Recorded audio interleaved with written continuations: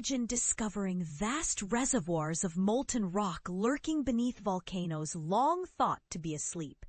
This is exactly what a groundbreaking new study has unveiled beneath the Cascade Range. While these volcanoes appear calm on the surface, scientists have now detected substantial pockets of magma hidden several miles underground. But here's where it gets controversial. These aren't massive lakes of liquid magma, as many might picture, but rather zones of partial melt, areas where intensely hot rock contains some molten material mixed with solid rock. To uncover these hidden magma chambers, researchers employed a clever technique using seismic waves generated by distant earthquakes, known as teleseismic events. By analyzing how these waves change as they pass through the Earth, specifically using a method called receiver functions, the team was able to map regions where seismic waves slow down significantly. These low-velocity zones, found roughly 3 to 9 miles beneath the surface, indicate the presence of partially molten rock. Leading this innovative research was Guaneng Pang, a postdoctoral scientist specializing in Earth and atmospheric sciences at Cornell University. Collaborating closely with experts from the U.S. Geological Survey, their approach involved modeling how seismic waves scatter beneath each volcano's summit, and then comparing these patterns with computer simulations to pinpoint the size, depth, and melt content of the magma reservoirs. The results were striking. Clear signs of these partially molten zones were detected beneath several well-known Cascade volcanoes, including Mount Rainier, Mount St. Helens, Mount Hood, Newberry Volcano, Crater Lake, and Lassen Peak. Pang and colleagues described these as low seismic velocity bodies, indicative of partial melt located between 5 and 15 kilometers deep, with thicknesses ranging from about 3 to 6 miles and spanning several miles across. What's particularly compelling is the degree to which seismic shear wave speeds dropped, between 45 and 70%, something that can only be explained by the presence of melt, not just elevated temperatures. Laboratory studies suggest that the melt fraction in these zones likely ranges from 13 to 32%, depending on the shape of the cracks or pockets holding the magma. Lower melt percentages would require very thin, unlikely crack formations. Now, here's the part most people miss. Just because there's magma beneath these volcanoes doesn't mean an eruption is imminent. Magma reservoirs can remain stable for long periods if the liquid portion stays below a critical threshold, around 35% melt, needed for magma to flow freely and potentially erupt. The study found that none of the detected magma bodies currently reach this eruptible state.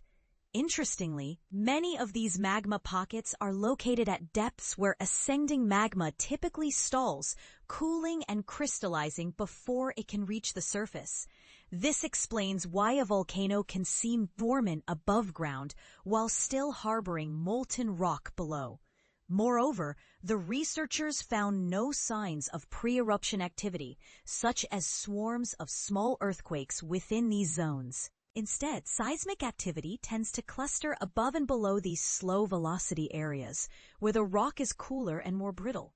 Technological advancements played a crucial role in this discovery.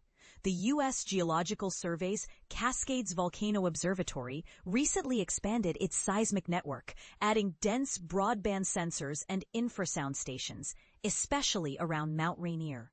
These upgrades, combined with improved data processing techniques, provided clearer and more comprehensive seismic images, allowing scientists to track wave scattering patterns over time. This capability is invaluable for monitoring changes in magma reservoirs and focusing resources on volcanoes that show signs of unrest. However, not all Cascade volcanoes showed the same clear signals.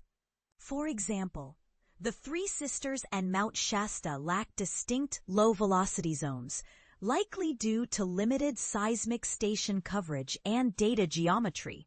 Yet, Other evidence, such as geodetic uplift west of South Sister observed since the 1990s, indicates magma movement in that area, highlighting the limitations of current imaging methods.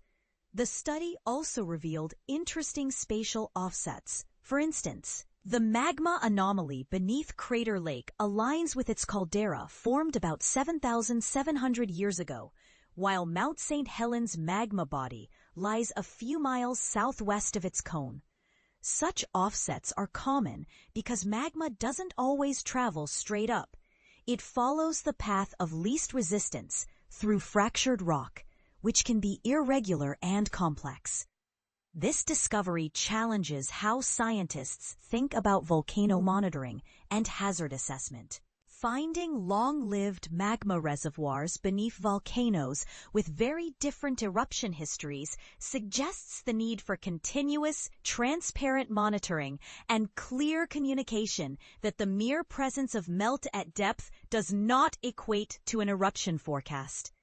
It also supports investing in strategically placed seismic stations around less studied volcanoes, as even small arrays proved effective in detecting these magma bodies. Sharper imaging can help reduce false alarms and detect real changes earlier.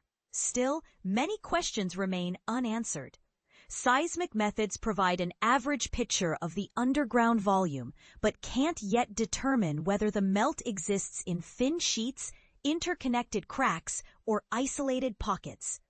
Future research combining seismic data with electrical conductivity and ground deformation measurements could help clarify the exact nature of these magma reservoirs. Another important goal is to monitor how these reservoirs change over decades. Tracking whether they warm, cool, or shift could offer early warning signs of potential volcanic unrest. To understand the science behind the imaging, receiver functions detect tiny conversions of seismic waves from one type to another, P to S waves, as they cross boundaries underground, such as the edges of melt-rich zones. By stacking data from many earthquakes, weak signals emerge from the background noise. Teleseismic earthquakes occurring far away provide clean wavefronts that sample deep beneath each volcano. Comparing these observations with 3D simulations allows researchers to match the patterns and timing of scattered waves, pinpointing the magma bodies. Because the polarity of these converted waves changes predictably around small bodies, even a few seismic stations arranged in circular arrays near summits can yield valuable information.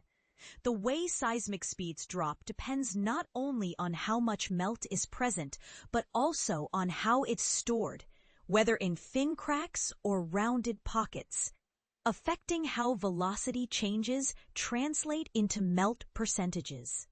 This sensitivity explains the range of melt estimates reported and why the lowest values would require unusual crack shapes unlikely to persist in hot rock for long. The full study is published in the journal Nature Geoscience. What do you think? Does the discovery of these hidden magma chambers beneath quiet volcanoes change how we should view volcanic hazards? Could this mean we're underestimating the risks? Or does it highlight the importance of careful, nuanced monitoring? Share your thoughts and join the conversation below. If you enjoyed this deep dive, subscribe to our newsletter for more engaging articles, exclusive insights, and the latest updates. Also, check out EarthSnap, a free app by Eric Rawls and Earth.com for stunning Earth imagery and news.